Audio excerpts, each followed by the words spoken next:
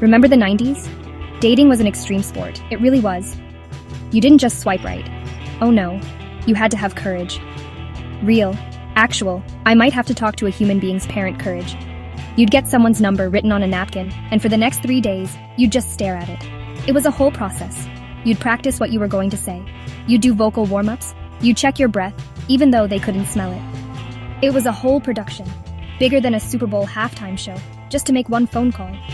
It was a simpler time, but man, was it nerve-wracking. The actual call was a gauntlet. First, you had to dial the number on a landline phone. The phone was probably attached to the wall in the kitchen, with a cord. A big curly cord that would get tangled in everything. You'd dial, and your heart would be pounding out of your chest. Then the ultimate gatekeeper would answer, their dad. "Hello?" He'd bellow into the phone, and you'd freeze. You'd have to state your name and your purpose, like you were trying to get into a top-secret facility. Hello, Mr. Johnson? Is Tiffany there?" It was the most terrifying minute of your life, every single time. Today, it's all texting. It's so different. You get a match, and you send a hey. That's it. No dad guardians to get past. No sweaty palms dialing a number. You can spend hours crafting the perfect, witty text. You can use emojis to convey exactly the right amount of flirty but not too flirty. You can even get your friends to help you write it. It's like having a whole writer's room for your love life. Guys, should I use the winky face or the smirking face? This is critical. It's less risky, I guess, but you do miss the thrill of surviving a phone call with someone's angry dad. But the worst part of the 90s phone call? The answering machine? If they weren't home, you had to leave a message. A permanent record of your awkwardness. You'd hear the beep and just ramble. "Hey, it's Jimmy from class. I was just, calling to say hi, or whatever. So, yeah, okay, bye." And then you'd hang up and immediately want to move to another country. Now you just see those 3 little dots when someone is typing, and that's the new anxiety. Are they writing a novel? Did they fall asleep? It's a different kind of torture, but at least it's silent torture. First dates in the 90s were an adventure. You actually had to go somewhere. There was no Netflix and chill, that wasn't a thing. You'd go to the movies or maybe bowling, and you had to plan it. You couldn't just Google cool places near me. You had to know things. You had to have local knowledge. The biggest deal, though, was the music. If you were going for a drive, you had a mixtape. You spent hours, maybe even days, putting together the perfect collection of songs. Each song was a message.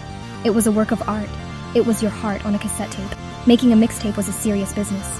You had to get the timing just right, recording songs from the radio. You'd sit there, finger hovering over the record button, waiting for the DJ to stop talking. And that was Hootie and the Blowfish. Coming up next, Alanis Morissette. And you'd pounce. The track order was crucial.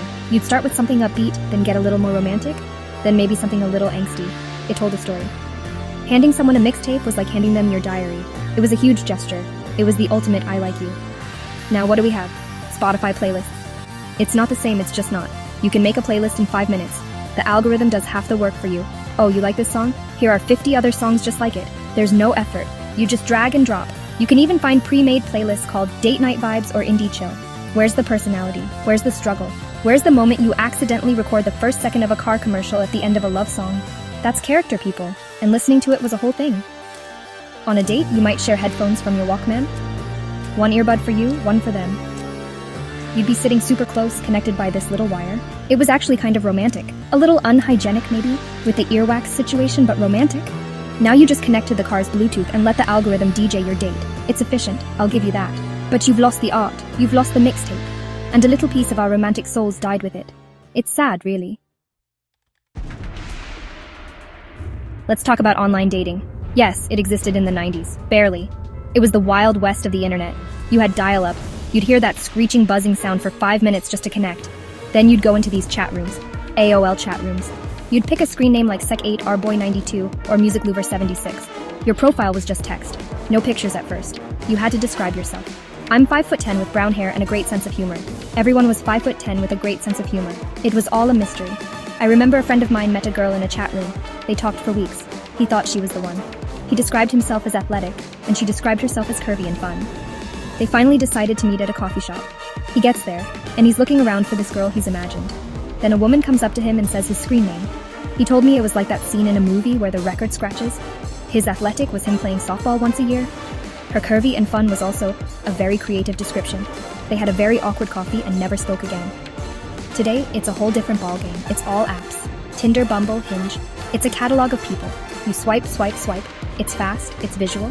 You see the pictures, you read a little bio that someone probably got from the internet. Just looking for my partner in crime. Everyone is looking for a partner in crime.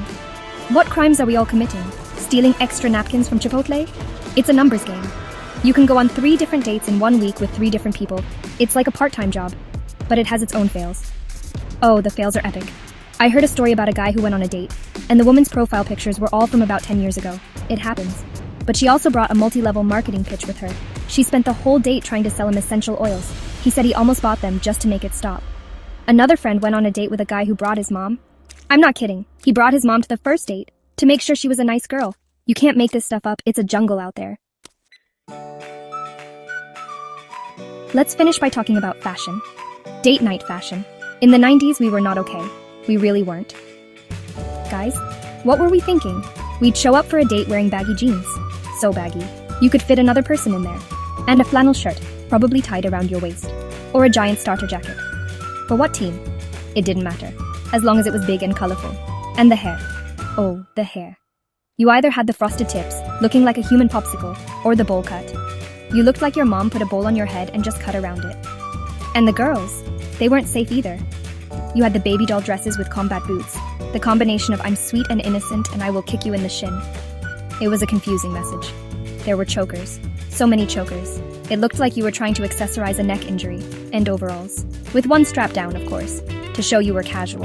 And the makeup, brown lipstick and glittery eyeshadow. You looked like you were ready for a night out at the roller rink and a business meeting at the same time. It was a wild time for fashion. Now, fast forward to today. Things are better, I think. Guys' fashion is all about being slim fit, skinny jeans, so tight. It looks like you have to be surgically removed from them at the end of the night. And the shoes. Big, chunky sneakers that look like orthopedic shoes your grandpa would wear. They call it dad style, but my dad would never wear those. And beards. Everyone has a perfectly groomed beard. It's like every guy is auditioning to be a lumberjack in a boutique coffee commercial. It's a whole vibe. And for the ladies today, it's all about high-waisted everything. High-waisted jeans, high-waisted shorts. Your pants are practically touching your chin. It's a look. And crop tops. Even in the winter, it's like, I know it's 30 degrees out, but you need to see this 1-inch strip of my stomach. And the makeup is on another level. Contouring. Baking. People look like they're sculpted from marble. They have more complex architectural plans for their faces than for most buildings. So, who did it better, the 90s or now? I don't know, but at least now we can laugh at our old photos. And in 20 years we'll be laughing at the pictures we're taking tonight.